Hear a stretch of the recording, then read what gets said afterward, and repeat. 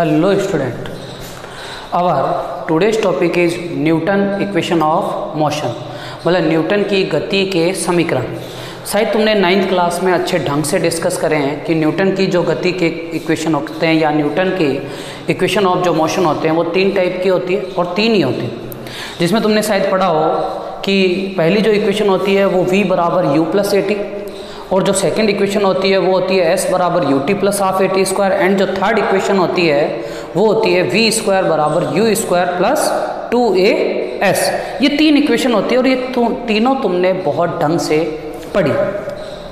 मैं ये नहीं बोलता हूँ कि इनका तुमने डेरिवेशन पढ़ी है नहीं पढ़ी, पर जहाँ तक डेरिवेशन की बात है कि ये तीनों इक्वेशन काम कैसे करती है, ये तीनों इक्वेशन आती कहाँ से है और इन तीनों इक्वेशन को कैसे कैसे डिराइव कर सकते हैं, तो इनके नॉर्मली 3 मेथड है जिससे अपने इन तीनों इक्वेशन को निकाल सकते हैं। जो पहला है वो बेटा है ग्राफिकल मेथड, ठीक है, ग्राफ के द्वारा। जो दूसरा है उसे बोलते हैं अपन मैथमेटिकल मेथड, मतलब पूरा कंप्लीट मैथ्स के अलोंग। और जो तीसरा है वो है कैलकुलस मेथड, जो अपन ने प्रीवियसली डिस्कस करा था, इंटीग्रेशन और डिफरेंशिएशन, उनके द्वारा इन तीनों इक्वेशन को निकाला जा सकता है। पर इन तीनों इक्वेशन को निकालने से पहले ये जो तीनों इक्वेशन है, जो न्यूटन की इक्वेशन ऑफ जो मोशन है, वो हमेशा यूनिफॉर्म एक्सीलरेशन पर वर्क करती है। ये यूनिफॉर्म एक्सीलरेशन क्या होता है? यूनिफॉर्म एक्सीलरेशन होता है मतलब एक समान त्वरण। एक समान त्वरण क्या होता है कि चाहे गाड़ी, जैसे एक सेकंड समझना, एक गाड़ी चला रहा हूँ मैं, यूनिफॉर्म एक्सीलरेशन का मतलब समझते हैं पहले। यूनिफॉर्म मतलब एक समान, और ये काम करती है एक्सीलरेशन, बात करें त्वरण, ठीक है। ये होता क्या, मान लो मेरे पास एक गाड़ी है जो t बराबर 0 सेकेंड पर स्टार्ट होती है, जिसकी वेलोसिटी है 0 मीटर पर सेकेंड, मतलब स्टार्टिंग की हो रही है वो। जब t बराबर 1 सेकेंड पर गाड़ी 1 सेकेंड चल जाती है तो गाड़ी की स्पीड हो जाती है 10 मीटर पर सेकेंड। गाड़ी की स्पीड 10 मीटर पर सेकेंड बढ़ गई 1 सेकेंड में। t बराबर 2 सेकेंड पर गाड़ी की स्पीड होगी 20 मीटर पर सेकेंड। फिर अगले सेकेंड गाड़ी की स्पीड कितनी बढ़ी? 10। t बराबर 3 सेकेंड, गाड़ी की रफ्तार बढ़ गई 30 मीटर पर सेकेंड।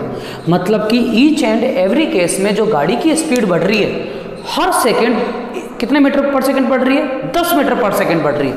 और एक्सीलरेशन क्या होता है? The rate of change of velocity. Acceleration क्या होता है? वेग में परिवर्तन की दर। कैसे निकालते हैं? a बराबर del v upon del t, बोले तो v2 minus v1 upon t2 minus t1। Clear है? तो पहले केस में निकालने की कोशिश करते हैं। 10 माइनस 0, 1 माइनस 0, तो क्या आ जाएगा? 10 मीटर पर सेकेंड स्क्वायर। तो इस केस का एक्सीलरेशन आया 10। सेम इसी केस में निकालते हैं। 20 माइनस 10, 10, 2 माइनस 1, 1, फिर 10 मीटर पर सेकेंड स्क्वायर। इस केस का एक्सीलरेशन निकालते हैं। 30 माइनस 20, 3 माइनस 1, 30 माइनस 20, फिर 10, 3 माइनस 2, फिर 1, तो a upon equal to 10 metre पर सेकेंड स्क्वायर। इन तीनों केस में एक्सीलरेशन क्या है? कांस्टेंट है। और अगर एक्सीलरेशन कांस्टेंट है लेकिन वेलोसिटी बढ़ रही नहीं बढ़ रही, लीनियरली बढ़ रही है।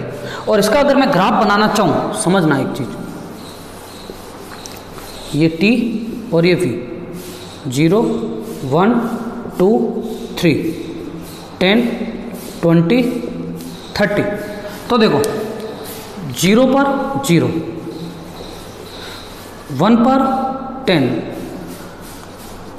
2 पर 20 और 3 पर 30। ये ग्राफ आएगा। पर ये कब ग्राफ आएगा? जब इनिशियल वेलोसिटी 0 है तब। अब सोचो, मैंने स्टार्टिंग अगर मान लो 10 मीटर पर सेकेंड पर करा तो ग्राफ कैसे आ जाएगा? अब सोचो कि इनिशियल गाड़ी है और गाड़ी की इनिशियल वेलोसिटी ही 10 है। गाड़ी की इनिशियल वेलोसिटी 10 है तो गाड़ी का ग्राफ कैसे आएगा? ऐसे आ जाएगा।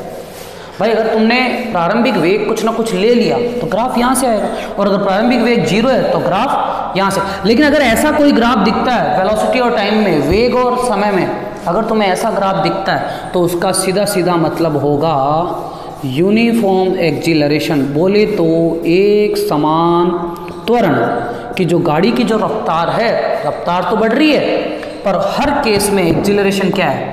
कांस्टेंट है। हर केस में त्वरण क्या है, वेग में परिवर्तन की दर क्या है, समान है। तो ये चीज़ समझ में आई, तभी अपन आगे का टॉपिक डिस्कस करेंगे, Newton equation of motion. Clear है? तो आगे का जो अपना टॉपिक है वो है Newton equation of motion for uniform acceleration, मतलब एक समान त्वरण के लिए न्यूटन की गति के समीकरण। तो क्लास 11th के चैप्टर 3 का टॉपिक है, ठीक है। Newton equation of motion for uniform acceleration, मतलब एक समान त्वरण के लिए न्यूटन की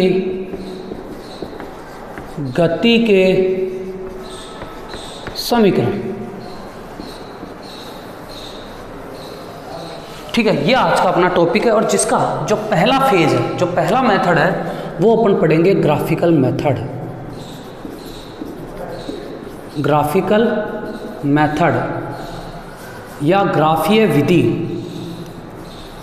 ग्राफिकल मेथड या ग्राफीय विधि। इसमें तुम्हें एक चीज़ मानना है कि मान लिया एक गाड़ी है जो इनिशियल वेलोसिटी u से चल रही है और यूनिफॉर्म एक्सिलरेशन से चल रही है, और कुछ टाइम बाद में, मतलब t टाइम बाद में उसकी वेलोसिटी v हो जाती है। ठीक है, तो let an object is initially moved with u velocity and after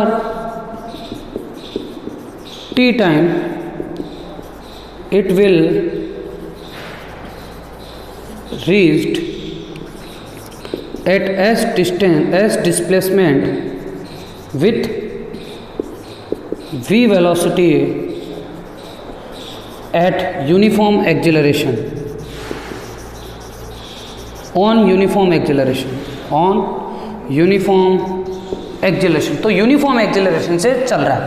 तो देखो इसको समझते हैं कि इनिशियल वेलोसिटी u है, फाइनल वेलोसिटी v है, और ये तो टाइम है। टाइम क्या यूनिट सेकेंड, और वेलोसिटी या वेग, और वेग का मात्रक होता है मीटर प्रति सेकेंड। ठीक है बेटा। अब इनिशियल वेलोसिटी क्या है, प्रारंभिक वेग क्या है पिंड का, u 0 पर, और t टाइम बाद में वेग कितना हो जाता है, v।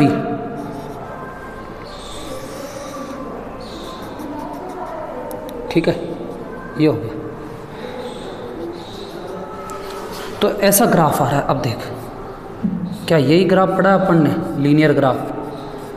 ये लीनियर ग्राफ किसको रिप्रेजेंट कर रहा है, ये रिप्रेजेंट कर रहा है यूनिफॉर्म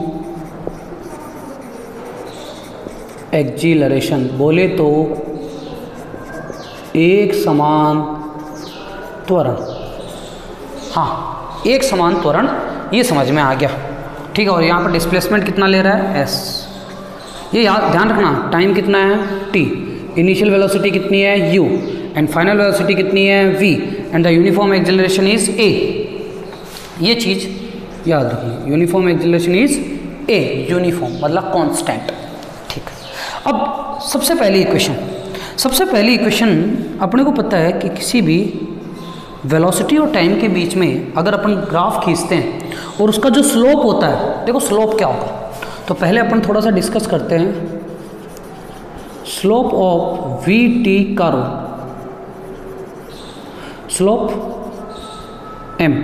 स्लोप क्या होता है, एंगल होता है टेन थीटा। ध्यान रखना, स्लोप मतलब टेन थीटा, और टेन थीटा क्या होगा, इसका परपेंडिकुलर अपॉन बेस।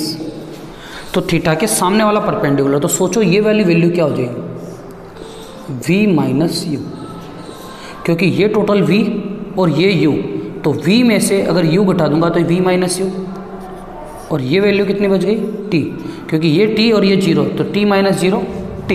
एक एक चीज़ समझना बेटा, समझने की कोशिश करना। अब देखो तो स्लोप क्या होगा, m बराबर tan theta is the perpendicular upon base. अब परपेंडिकुलर में क्या है v, बेस में क्या है t, तो v अपॉन t किसको रिप्रेजेंट करता है, एक्सिलरेशन को। तो ध्यान रखना कि the slope of the vt curve is represent the acceleration of the object. और एक्सिलरेशन की डेफिनेशन अपन ने पढ़ी है, del v upon del t, the change in velocity with respect to time. तो याद रखना the slope of the vt curve is represent the acceleration. याद रख लेना लाइन कि किसी भी vt वक्र की जो ढाल होती है वो त्वरण को निरूपित करती है। और वहीं अब ये हो गया। अब मान लो v और t का मल्टीप्लिकेशन किसको रिप्रेजेंट करेगा, अगर मैं इसका एरिया ले लूँ, एरिया मतलब ये वाला वेलोसिटी इनटू टाइम, और याद करो वेलोसिटी इनटू टाइम बराबर डिस्प्लेसमेंट, मतलब कि area of vt curve is represent the displacement. ये तुम्हें याद करने पड़ेंगे। वापस बात कर रहा हूँ कि vt, हिंदी में बोल रहा हूँ, vt वक्र की जो ढाल है वो त्वरण को निरूपित करती है, और vt वक्र का जो क्षेत्रफल है वो विस्थापन को निरूपित करता है। वहीं the slope of the vt curve is represent the acceleration of the object and the area of the vt curve is represent the displacement of the object. ये याद करना पड़ेगा। अब देखो आगे बढ़ते हैं इससे। तो इस लाइन को लिखते हैं अपन सबसे पहले, है ना, यहाँ लिख लेते हैं the slope of vt curve is represent the acceleration, तो देखो स्लोप निकालते हैं, m बराबर tan theta perpendicular upon base, जो कि रिप्रेजेंट करता है a को, और एक्सिलरेशन की स्लोप तो टेन थीटा। देखो टेन थीटा ये अपॉन ये, तो ये परपेंडिकुलर, ये बेस, परपेंडिकुलर क्या v माइनस यू, और ये क्या है t माइनस जीरो, तो t। बोलो ये इक्वेशन समझ में आई नहीं है, क्लियर? तो इसको मैं इधर भेज देता हूँ t को, तो ये क्या हो जाएगा बेटा, a t बराबर v माइनस यू। मैं क्या करता हूँ, इस u को इधर भेज देता हूँ, तो u प्लस ए टी बराबर v, और यही न्यूटन की पहली इक्वेशन है। तो first equation of motion of the Newton, it is first equation of motion, Newton की गति की पहली समीकरण, जहाँ पर v अंतिम वेग है, u प्रारंभिक वेग है, a त्वरण है, और t वो समय है जब ये u वेग से v वेग प्राप्त कर लेता है। तो पहला है, दूसरा निकालते हैं। अभी देखा था कि area of the vt curve, area of the vt curve is represent the displacement covered by an object, displacement covered by an object। Clear है कि मतलब कि जो इस vt कर्व का जो एरिया आएगा, पूरा एरिया मतलब ये O पॉइंट मान लो, ये A, ये B, ये C, ये D, तो O A B C D ये वाला एरिया, ये एरिया जो होगा ये किसको रिप्रेजेंट करेगा, डिस्प्लेसमेंट को। तो यहाँ से क्या बोलेंगे कि डिस्प्लेसमेंट बराबर एरिया ऑफ vt कर्व, और एरिया कौन सा है, O A B C D, तो area of O A B C D। अब देखो इसका एरिया, पर मेरे को पूरा एरिया आता ही नहीं है, नो डाउट तुम्हें ट्रेपेजियम का एरिया आता है, पर मेरे को नहीं आता। मेरे को क्या दिख रहा है, ये एक ट्राइंगल दिख रहा है और ये एक रेक्टेंगल दिख रहा है, एक नंबर का ट्राइंगल और दूसरे नंबर का रेक्टेंगल, तो मैं इसको अलग अलग कर लेता हूँ। तो S बराबर एरिया ऑफ ट्राइंगल कौन सा है, A B C plus area of rectangle O A C D.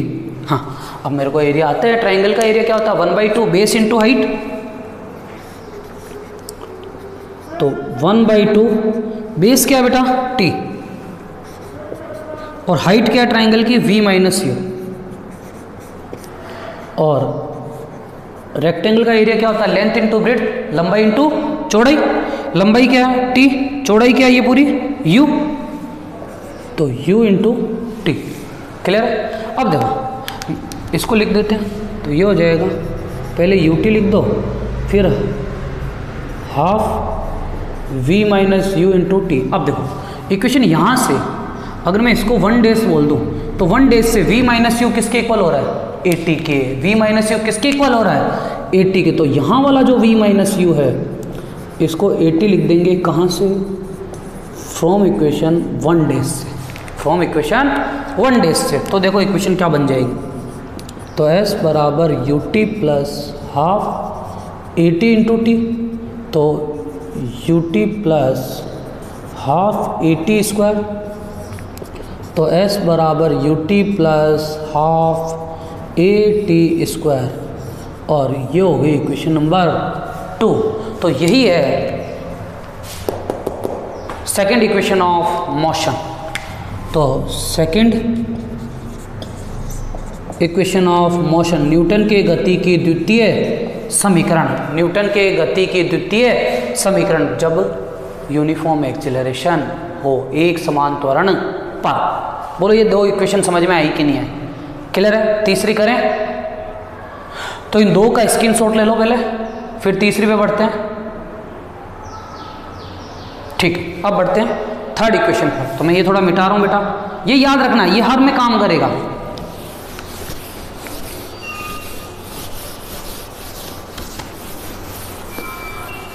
अब देखो, तो थर्ड इक्वेशन कैसे काम करेगी?